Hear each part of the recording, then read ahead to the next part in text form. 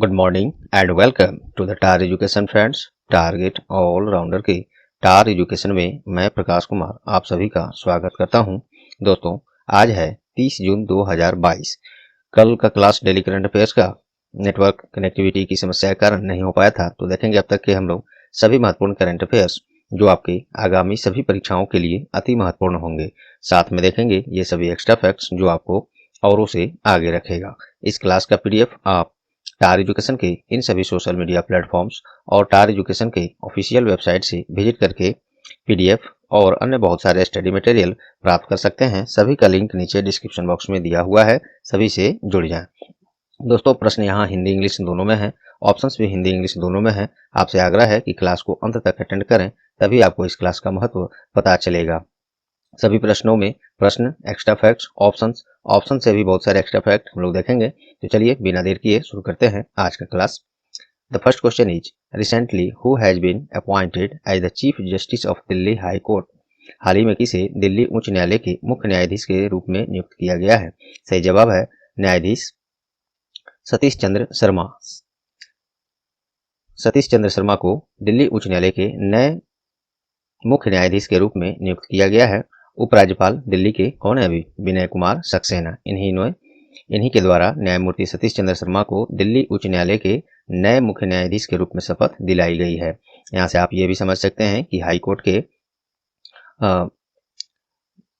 न्यायाधीश जो होते हैं उनका शपथ ग्रहण कौन कराता है? तो उपराज्यपाल, केंद्र शासित प्रदेश में उपराज्यपाल और राज्यों में राज्यपाल कराते हैं। तो ये आप खुद से ही इसको एक पॉइंट ऐसे बना सकते हैं।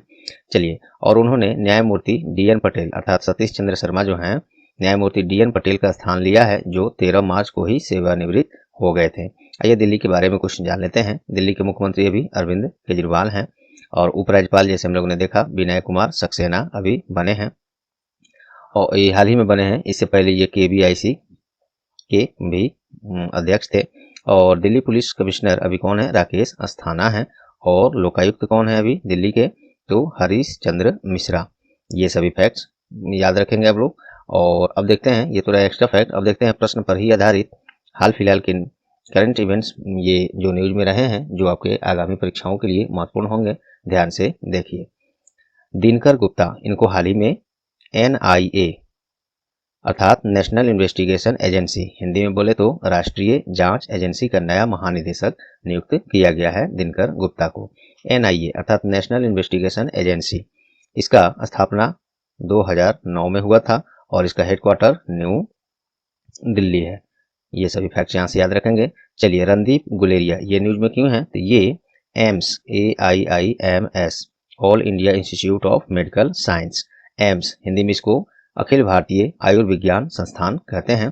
तो एम्स के निदेशक के रूप में कार्यकाल बढ़ाया गया है रणदीप गुलेरिया का अगले 3 महीने के लिए। तो फिर से न्यूज, पहले से तो यही थे लेकिन न्यूज में आ गया है फिर से कि इनका कार्यकाल बढ़ाया गया है। ये आपके लिए एक प्रश्न आगामी परीक्षाओं में मिल सकता है। तो एम्स के निदेशक कौन है? रणदीप गुलेरिया। इनका कार्यकाल 3 महीने के लिए बढ़ा दिया गया है। चलिए, नेक्स्ट है रंजना प्रकाश देसाई। ये न्यूज में क्यों है?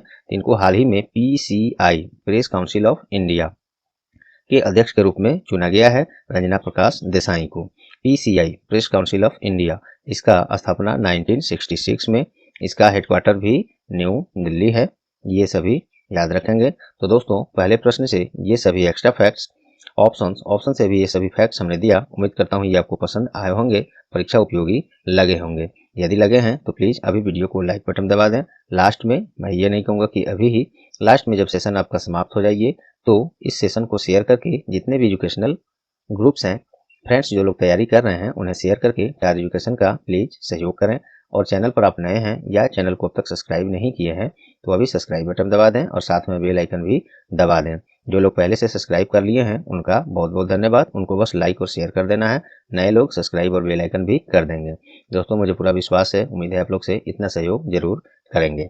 अब चलिए बिना इंटरफेयर के अब हम लोग फटाफट सभी प्रश्न देखते हैं। दूसरा प्रश्न है, recently which state government has launch the Kashi यात्रा योजना फॉर पिलग्रिम्स। हाल ही में किस राज्य सरकार के द्वारा तीर्थ यात्रियों के लिए काशी यात्रा योजना लॉन्च किया गया है? सही जवाब है कर्नाटक। कर्नाटक सरकार के द्वारा तीर्थ यात्रियों के लिए काशी यात्रा योजना लॉन्च किया गया है। मोस्ट इंपोर्टेंट है, इसको याद रखेंगे। आइए कुछ और देखते हैं इसमें। काशी यात्रा योजना जो है कर्नाटक सरकार ने शुरू किया है तीर्थ यात्रियों के भ्रमण के लिए। तो इस योजना के तहत क्या होगा कि लगभग 30,000 तीर्थयात्रियों को प्रत्येक को 5-5 हजार रुपए का नगद सहायता दिया जाएगा, जो उत्तर प्रदेश के वाराणसी में काशी विश्वनाथ मंदिर की यात्रा करना चाहते हैं। कर्नाटक सरकार की ये योजना है काशी यात्रा योजना।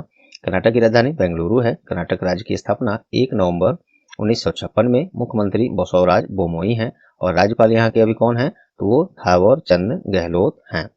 ये थोड़ा एक्स्ट्रा फैक्ट। आइए ऑप्शन से इसी तरह के कुछ महत्वपूर्ण आपको हाल फिलहाल में न्यूज में रहे फैक्ट्स बताता हूं ऑप्शन के थ्रू, जो आगामी परीक्षाओं के लिए महत्वपूर्ण होंगे। पश्चिम बंगाल ये न्यूज में क्यों है, तो हाल ही में शिक्षा के क्षेत्र में स्कॉच अवार्ड किस राज्य को मिला है, तो शिक्षा के क्षेत्र में स्कॉच अवार्ड मिला है वेस्ट बंगाल को, पश्चिम बंगाल को। पश्चिम बंगाल की राजधानी सभी लोग जानते हैं कोलकाता। पश्चिम बंगाल के वर्तमान मुख्यमंत्री कौन है, ममता बनर्जी हैं और वर्तमान राज्यपाल वहां पे कौन है, तो वो हैं जगदीप धनखड़ ये वहां पे राज्यपाल है। चलिए अगला ऑप्शन है गुजरात। ये न्यूज में क्यों है, तो हाल ही में बालिका पंचायत लॉन्च करने वाला देश का पहला राज्य कौन बन गया है, तो ये गुजरात बन गया है। बालिका पंचायत ये क्या है, तो देखिए ग्रामीण क्षेत्रों में पंचायत होता है, जैसे शहर में नगर निगम, नगर परिषद ये होता है, नगर निकाय। उसी तरह ग्रामीण क्षेत्रों में अभी जो पंचायती व्यवस्था है, तो उस किसी भी क्षेत्र में बालिका जो पंचायत है उसका संचालन लड़कियों के द्वारा किया जाएगा, जिनकी उम्र 11 से 21 वर्ष होंगे। इन्हीं के द्वारा इस पंचायत का संचालन किया जाएगा। पूर्ण रूप से उसका संचालन बालिकाओं के द्वारा किया जाएगा और ऐसी व्यवस्था अर्थात बालिका पंचायत लॉन्च करने वाला देश का पहला राज्य गुजरात बन गया है। हालांकि फिलहाल कुछ ही क्षेत्रों में ये शुरू किया गया है, बाद में पूरे राज्य में शुरू किए जाएंगे। गुजरात की बात हुई है तो देखिए गुजरात राज्य की स्थापना 1 मई 1960 में हुआ है। गुजरात के वर्तमान और गुजरात की राजधानी कहाँ है, तो वो है गांधीनगर। और गुजरात के वर्तमान मुख्यमंत्री कौन है, तो भूपेंद्र पटेल हैं और वर्तमान राज्यपाल अर्थात गवर्नर कौन है गुजरात के, तो वो हैं आचार्य देवव्रत। ये सभी फैक्ट्स यहाँ से याद रखेंगे। उत्तराखंड ये न्यूज में क्यों है, तो हेल्थ केयर सेक्टर में ड्रोन रोल आउट करने वाला भारत का पहला राज्य कौन बन गया है, तो वो उत्तराखंड बन गया है। स्वास्थ्य के क्षेत्र में ड्रोन का प्रयोग करेगा उत्तराखंड सरकार, क्योंकि ऐसे नॉर्मली अभी किसी को या किसी राज्य में या पब्लिकली ड्रोन का यूज करने का अधिकार नहीं दिया गया है, लेकिन अब ये स्वास्थ्य के क्षेत्र में ड्रोन का प्रयोग करेगा उत्तराखंड सरकार और ये ऐसा करने वाला देश का पहला राज्य बन गया है। उत्तराखंड राज्य का स्थापना 9 नवंबर 2000 में सन 2000 में उत्तराखंड राज्य का स्थापना हुआ है। चलिए बताइए उत्तराखंड राज्य का स्थापना किस राज्य से कुछ क्षेत्र को अलग करके एक नया राज्य बनाया गया, कमेंट में जरूर बताइए। और तो उत्तराखंड राज्य का स्थापना ये हो गया और इसके 2 राजधानियां हैं, एक है देहरादून जो विंटर सीजन के लिए है, एक और इसका राजधानी है वो है गैरसेन ये समर सीजन के लिए है। उत्तराखंड के वर्तमान मुख्यमंत्री कौन है, तो पुष्कर सिंह धामी हैं और वर्तमान राज्यपाल वहां पे लेफ्टिनेंट जनरल गुरमीत सिंह हैं। ये सभी फैक्ट्स दूसरे प्रश्न से आपको मिला, उम्मीद करता हूँ पसंद आए होंगे, परीक्षा उपयोगी लगे होंगे। Third question is recently who has been elected as the new president of international weight lifting federation अर्थात IWF। हाल ही में अंतर्राष्ट्रीय भारोत्तोलन संघ के नए अध्यक्ष के रूप में किसे नियुक्त किया गया है, सही जवाब है मोहम्मद जलूद को अंतर्राष्ट्रीय भारोत्तोलन संघ अर्थात इंटरनेशनल वेट लिफ्टिंग फेडरेशन के नए अध्यक्ष के रूप में नियुक्त किया गया है। IWF देखिए इंटरनेशनल वेट लिफ्टिंग फेडरेशन, इसकी स्थापना 1905 में 1905 में हुआ। इसका मुख्यालय स्विट्जरलैंड के लॉजेन में है और इसके प्रमुख वही हो गए मोहम्मद जलूद। और ये मोहम्मद जलूद जो हैं किस देश के हैं, तो इराक के हैं। देखिए यहाँ पे मैंने दिया है इराक के हैं। चलिए ऑप्शन से इसी प्रश्न पर आधारित कुछ अंतर्राष्ट्रीय स्तर की नई नियुक्तियां हम लोग देखते हैं जो हाल फिलहाल में न्यूज में रहे हैं। चलिए गिलबर्ट एफ होंगबो, इनको हाल ही में ILO इंटरनेशनल लेबर ऑर्गेनाइजेशन के नए महानिदेशक अर्थात डायरेक्टर जनरल के रूप में नियुक्त किया गया है। इंटरनेशनल लेबर ऑर्गेनाइजेशन अर्थात अंतर्राष्ट्रीय श्रम संगठन हिंदी में जिसे कहेंगे, आइए ILO के बारे में और जान लेते हैं। इसकी स्थापना 1919 में हुआ है और इसका हेडक्वार्टर स्विट्जरलैंड के जेनेवा में है और प्रमुख हो गए गिलबर्ट एफ होंगबो। चलिए नेक्स्ट है टेड्रोस अधनोम घेब्रेयेसुस। ये कौन है? तो बिल्कुल याद होगा, बहुत पहले से किसी पोस्ट पर हैं, अभी बता रहा हूँ। इनको हाल ही में WHO वर्ल्ड हेल्थ ऑर्गेनाइजेशन अर्थात विश्व स्वास्थ्य संगठन इसके महानिदेशक के रूप में फिर से चुन लिया गया है। अर्थात विश्व स्वास्थ्य संगठन वर्ल्ड हेल्थ ऑर्गेनाइजेशन के महानिदेशक के रूप में फिर से इनको तो टेड्रोस अधनोम घेब्रेयेसस इनको चुन लिया गया है। तो पुनः न्यूज में आया ये, या नई नियुक्तियां ही मानिएगा, इसको याद रखेंगे। चलिए WHO के बारे में जान लेते हैं। स्थापना इसका 7 अप्रैल 1948 में। इसका हेडक्वार्टर मुख्यालय कहाँ है? तो स्विट्जरलैंड के ये भी जेनेवा में है और प्रमुख हो गए ये। चलिए नेक्स्ट ऑप्शन है रुचिरा कंबोज। मोस्ट इंपोर्टेंट, ये अब इंटरनेशनल और इंडिया दोनों से रिलेटेड है, तो ये ज़्यादा महत्वपूर्ण है। हाल ही में यूनाइटेड नेशन अर्थात संयुक्त राष्ट्र में भारत के अस्थायी प्रतिनिधि के रूप में किसे नियुक्त किया गया है? ये रुचिरा कंबोज को संयुक्त राष्ट्र में भारत के अस्थायी प्रतिनिधि के रूप में नियुक्त कर लिया गया है। UN के बारे में देखिए, यूनाइटेड नेशंस, इसकी स्थापना 24 अक्टूबर 1945 में और इसका मुख्यालय कहाँ है संयुक्त राष्ट्र का? तो USA के न्यूयॉर्क USA में इसका मुख्यालय है। और इसके प्रमुख कौन है? सेक्रेटरी जनरल अर्थात महासचिव कौन है? तो वो है, सभी को याद होना चाहिए मुझे उम्मीद है, एंटोनियो गुटेरेस, ये इसके प्रमुख हैं। चलिए नेक्स्ट देखते हैं हम लोग। हाल ही में on which day national insurance awareness day has been celebrated recently. हाल ही में राष्ट्रीय बीमा जागरूकता दिवस ये कब मनाया गया है? ये मनाया गया है 28 जून, 28 जून को। बीमा के बारे में जागरूकता पैदा करने, लोगों को बीमा योजनाओं में निवेश के लाभ के बारे में जागरूक करने के लिए प्रत्येक वर्ष 28 जून को राष्ट्रीय बीमा जागरूकता दिवस मनाया जाता है। चलिए कुछ इससे संबंधित बातें हम लोग अलग से देख लेते हैं। भारत में जितनी भी बीमा कंपनियां हैं वो उसका रेगुलेशन कौन करता है? किसके अंडर में ये सभी कंपनियां काम करती हैं? तो वो करता है IRDAI अर्थात भारतीय बीमा नियामक और विकास प्राधिकरण। IRDAI इसका फुल फॉर्म क्या होता है? तो insurance regulatory development authority of India. ये इसी के अंडर में भारतीय बीमा कंपनियां जो भी हैं सब काम करती हैं, इसी के देखरेख में रेगुलेट किया जाता है। और ये IRDAI भारत सरकार के वित्त मंत्रालय के अधिकार क्षेत्र में एक नियामक निकाय है। इसे भारत में बीमा और पुनर्बीमा उद्योगों के विनियमित और लाइसेंस देने का काम सौंपा गया है। IRDAI insurance regulatory and development authority of India, इसका मुख्यालय हैदराबाद में है। हैदराबाद तेलंगाना की अब राजधानी है। चलिए, और इसकी स्थापना 1999 में 1999 में हुआ है और इसके प्रमुख कौन है? तो देवाशीष पांडा हैं, IRDAI के चेयरमैन अर्थात अध्यक्ष। आइए ऑप्शन से कुछ नई डेज और थीम्स के बारे में हम लोग जान लेते हैं प्रश्न पर आधारित। 21 जून को क्या मनाया गया है? मोस्ट इंपोर्टेंट डेज है, सभी को याद होगा, लेकिन परीक्षा में फिर भी पूछा जाएगा, ये पूछा गया है अब तक कई बार। 21 जून को हाल ही में अंतर्राष्ट्रीय योग दिवस अर्थात इंटरनेशनल योगा डे 21 जून को मनाया गया है और इस बार ये इसका 8वां संस्करण है।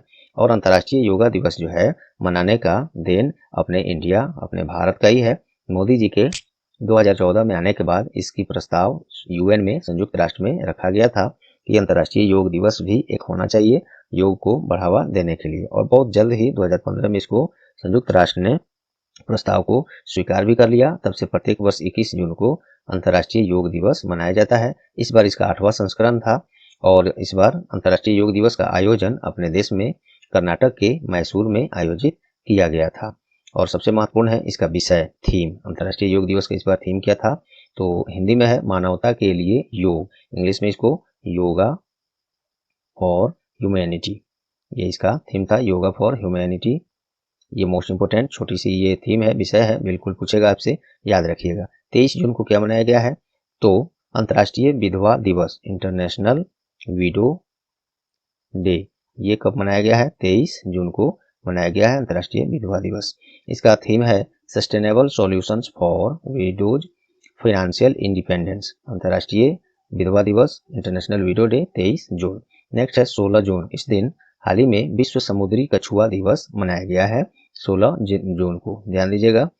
विश्व समुद्री कछुआ दिवस अर्थात वर्ल्ड ओशन टर्टल डे। समुद्री कछुआ दिवस जब बोला जाए तो 16 जून को, और कहा जाए एक और प्रश्न, केवल कहा जाए विश्व कछुआ दिवस तो वो मनाया जाता है 23 जून को, 23 मई को, माफ कीजिएगा 23 मई को विश्व कछुआ दिवस और 16 जून को विश्व समुद्री कछुआ दिवस। इन दोनों में डिफरेंस को आप बढ़िया से याद रखेंगे। विश्व समुद्री कछुआ दिवस 16 जून और विश्व कछुआ दिवस केवल कहा जाए तो 23 मई को मनाया जाता है।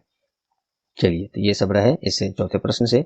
पांचवा प्रश्न हम लोग देखते हैं दोस्तों। कल डेली करंट अफेयर क्लास नहीं कराया गया था टायर एजुकेशन पे नेटवर्क कनेक्टिविटी की समस्या के कारण, तो कल और आज का ये प्रश्न है, तो इसमें प्रश्न ज़्यादा हैं, तो आप बने रहिए। मोस्ट इंपोर्टेंट प्रश्न इसमें लिस्टेड है, क्योंकि ऐसे प्रश्न मैं बिल्कुल नहीं लाता जो आपके लिए किसी भी एंगल से काम का नहीं है, तो टाइम वेस्ट करने का क्या फ़ायदा। प्रश्न तो बनाया जाए तो 50 भी प्रश्न बन जाएंगे, लेकिन महत्वपूर्ण जो हैं, जो आपके लिए उपयोगी हैं जानकारी के लिहाज से और परीक्षा में आने के लिहाज से, तो उस प्रश्न को हम लाते हैं यहाँ पे।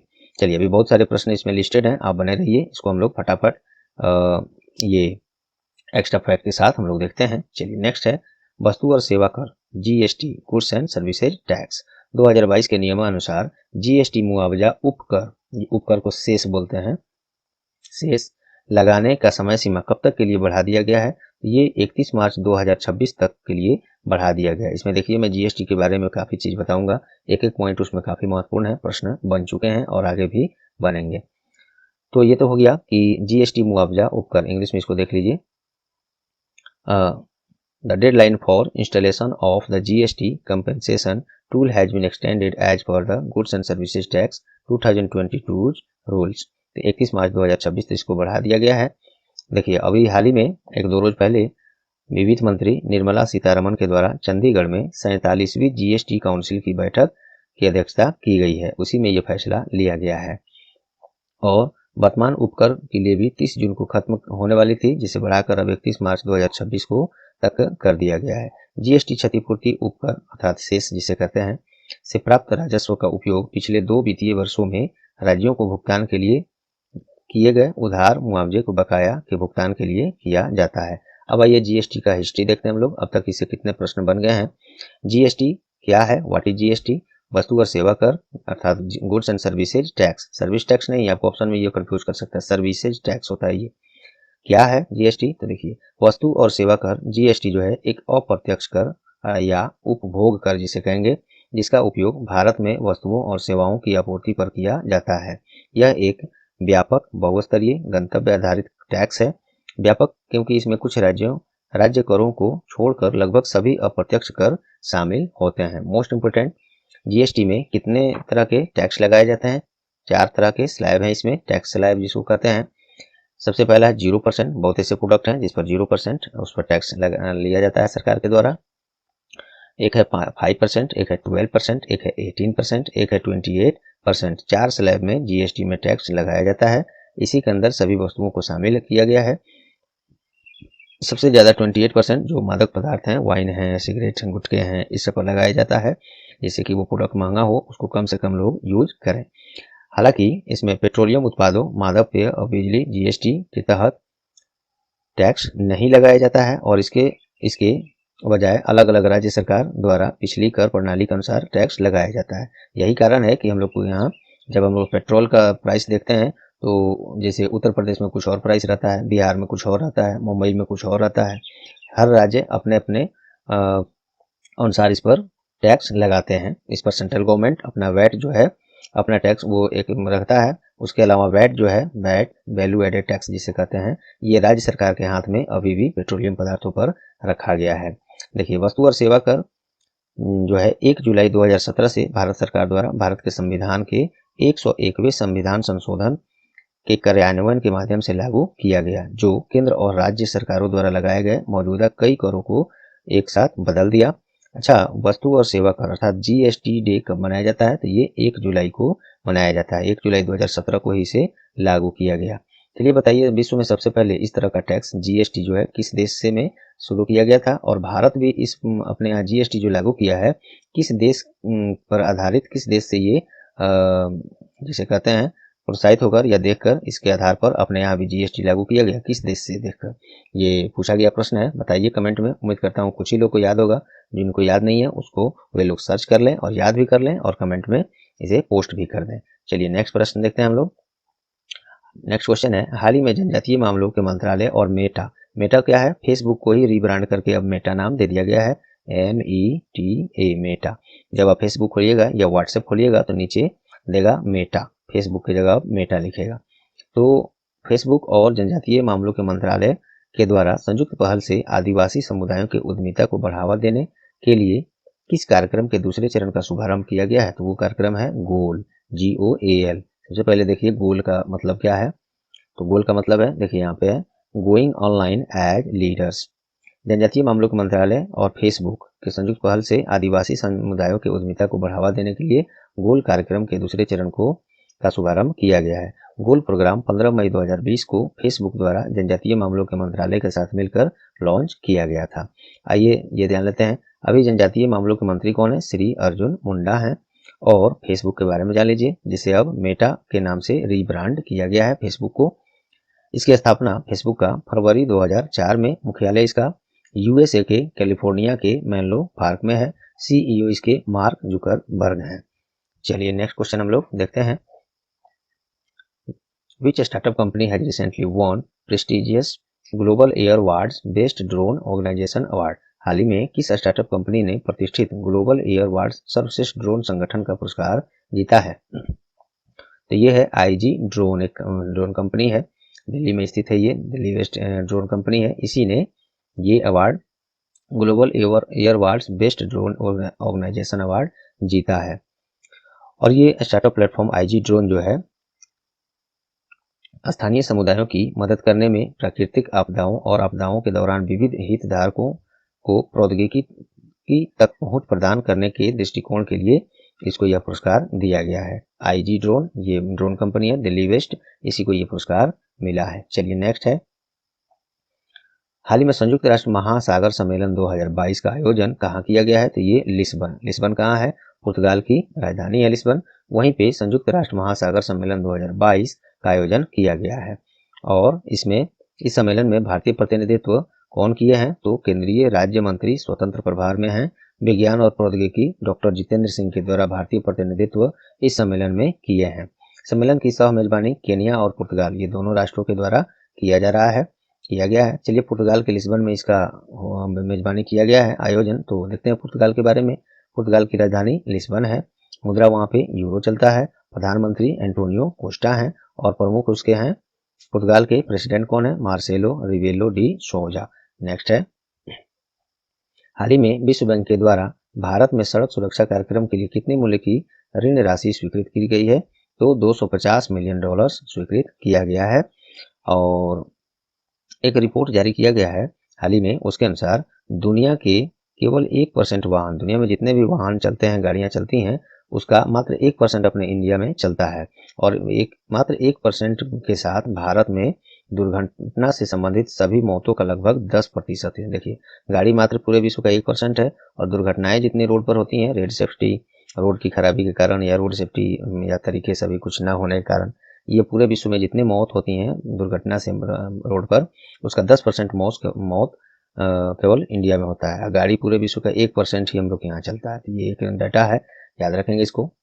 चलिए वर्ल्ड बैंक ने ये ऋण राशि स्वीकृत किया है। तो देखिए वर्ल्ड बैंक की स्थापना जुलाई 1944 में 1944 में, मुख्यालय इसका USA के वाशिंगटन DC में है। और इसके प्रमुख कौन है? डेविड मलपास, जो USA से हैं। और इसके प्रेसिडेंट तो डेविड मलपास हो गए, वाइस प्रेसिडेंट अर्थात उपाध्यक्ष कौन है? तो जुनैद कमाल अहमद, और ये बांग्लादेश से हैं। नेक्स्ट है, हाल ही में किस कंपनी ने ऑफलाइन UPI और वियरेबल ATM कार्ड लॉन्च किया है? तो ये एस मनी, हिंदी इंग्लिश दोनों में यहाँ पे देखिए, एस मनी अग्रणी फिनटेक सर्विस कंपनी है ये एस मनी। इसी ने UPI 1 2 3 पे भुगतान और पहनने योग्य ATM कार्ड जो जैसे घड़ी हो गया उसी में, तो इस तरह का सेवा प्रदान किया है S money fintech service company के द्वारा। UPI 1 2 3 पे से भुगतान लोगों को फीचर फोन का उपयोग करके स्मार्टफोन या इंटरनेट कनेक्शन के बिना कैशलेस लेन देन करने की सुविधा देता है। इस मनी ट्रांसफर एक ऑनलाइन मनी ट्रांसफर करने वाली कंपनी है जो आपको अपना पैसा ऑनलाइन भेजने में मदद करती है। एस मनी मलयालम और तमिल में UPI 123 पे सेवा को लॉन्च करने वाली भारत की पहली कंपनी है। भाषा की बात हो रही है, UPI सेवा 123 पे ये मलयालम और तमिल भाषा में शुरू करने वाला ये पहली ऐसी कंपनी है, एस मनी। चलिए नेक्स्ट देखते हैं हम लोग। हाल ही में किसने मिस इंडिया वर्ल्ड वाइड 2022 अर्थात मिस इंडिया वर्ल्ड वाइड 2022 का खिताब जीता है? तो ये जीते हैं खुशी पटेल। ये यूनाइटेड किंगडम से हैं, बायोमेडिकल की छात्रा हैं खुशी पटेल। इन्हीं ने मिस इंडिया वर्ल्ड वाइड 2022 का खिताब जीत लिया है, जबकि गुयाना की Roshni Razak Miss Teen India Worldwide 2022 घोषित की गई हैं। और ये मिस इंडिया वर्ल्ड वाइड 2022 जिसमें खुशी पटेल ने पहला स्थान हासिल किया है, इसमें रनर अप के रूप में अमेरिका की Vaidehi Dongre first runner up उप विजेता रही हैं और दूसरी उप विजेता सुरीतिका माने को चुना गया है। ये सभी फैक्ट्स यहाँ से याद रखेंगे। नेक्स्ट है केंद्रीय पशुपालन और डेयरी विभाग DAHD अर्थात डेयरी ये यहाँ से हो गया central animal husbandry and dairy department of animal husbandry and dairy, ये उसका शॉर्ट में हो गया। तो इस मंत्रालय के द्वारा कर्नाटक में कौन सी स्वास्थ्य प्रोजेक्ट लॉन्च किया गया है? तो ये है वन हेल्थ। कर्नाटक के बेंगलुरु में ये वन हेल्थ पायलट प्रोजेक्ट के रूप में लॉन्च किया गया है।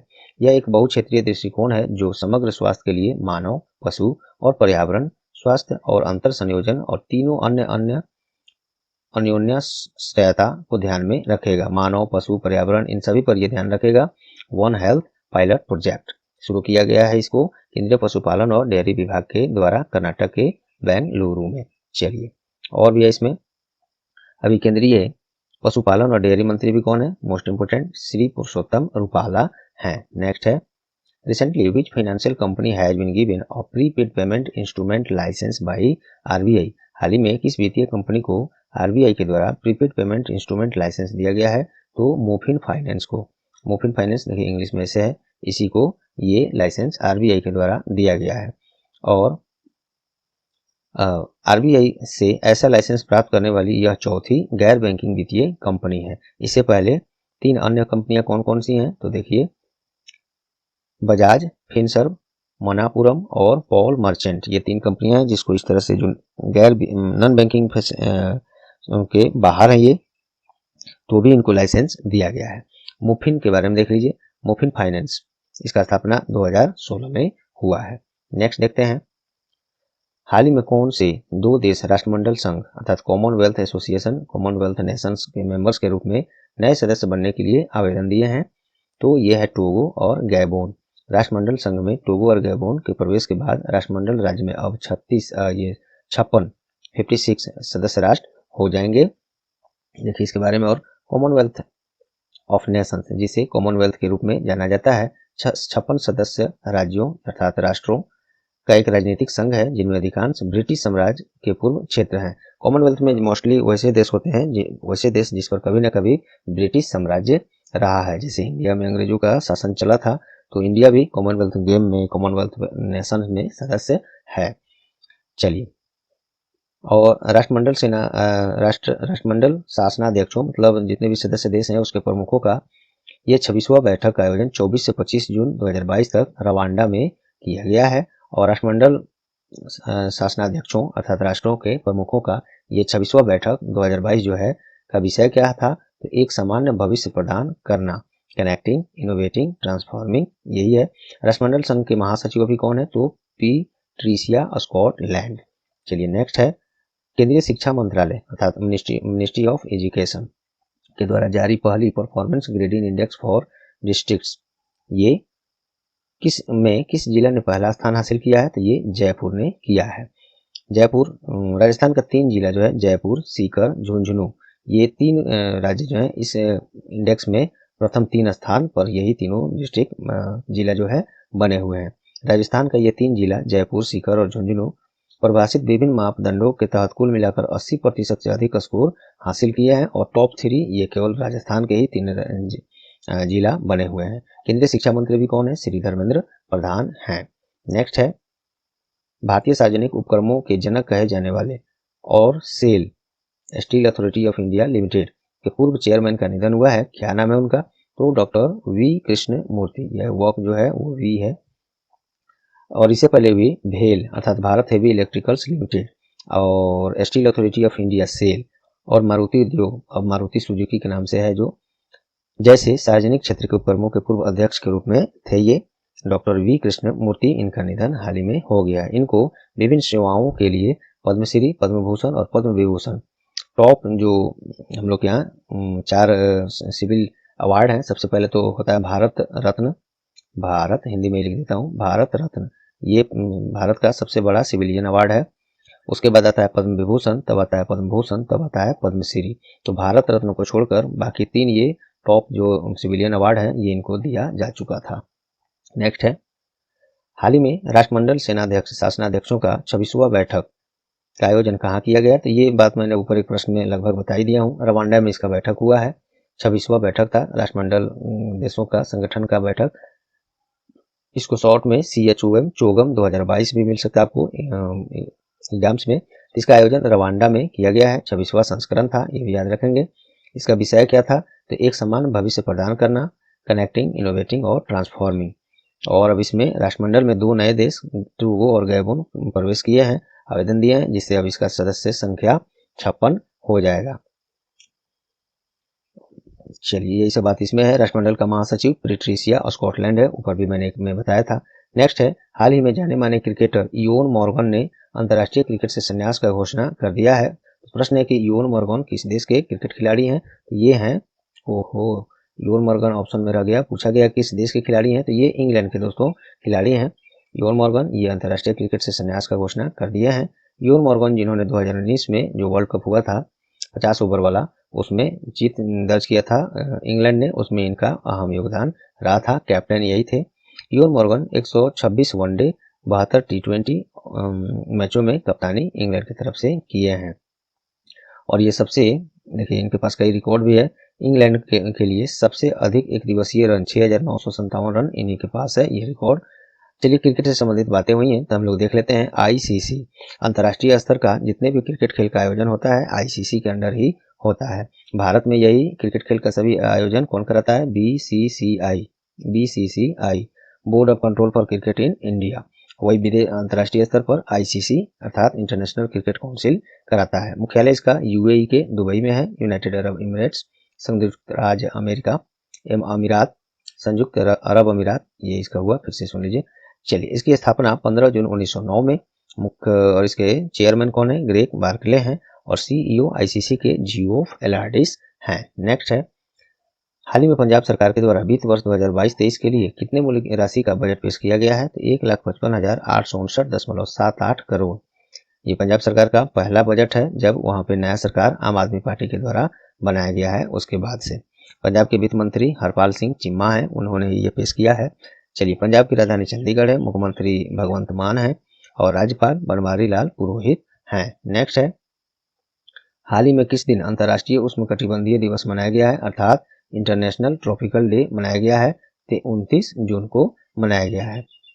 यह आयोजन उष्णकटिबंधीय के महत्व, इन क्षेत्रों में सामना की जाने वाली पर्यावरणीय और सामाजिक आर्थिक चुनौतियों पर प्रकाश डालता है। उष्णकटिबंधीय राष्ट्र वे हैं जो मकर रेखा और कर्क रेखा के बीच स्थित हैं तथा यह दिन उष्णकटिबंधीय देशों के सामने आने वाली चुनौतियों पर प्रकाश डालता है। अर्थात अंतर्राष्ट्रीय उष्णकटिबंधीय दिवस या इंग्लिश में इंटरनेशनल ट्रॉपिकल डे 29 जून को मनाया जाता है। नेक्स्ट है, 2 दिन का करंट अफेयर्स क्लास है दोस्तों, एक दिन नहीं हो पाया था नेटवर्क प्रॉब्लम के कारण, तो प्रश्न थोड़ा ज्यादा हो गए हैं। 1-2 प्रश्न और हो गए, महत्वपूर्ण है, देख लीजिए।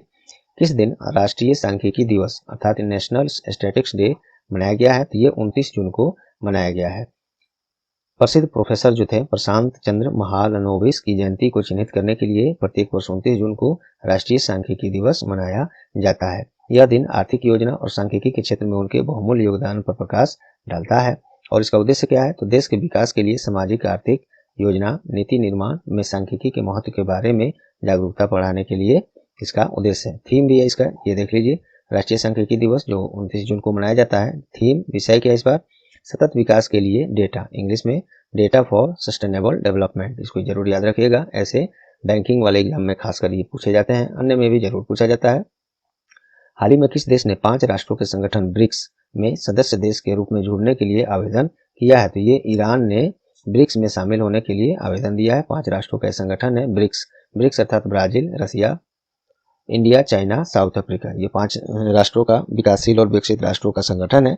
इसी में अब ईरान भी शामिल होने के लिए आवेदन दिया है। ईरान के साथ साथ अर्जेंटीना ने भी ये इसमें आवेदन दिया है जुड़ने के लिए।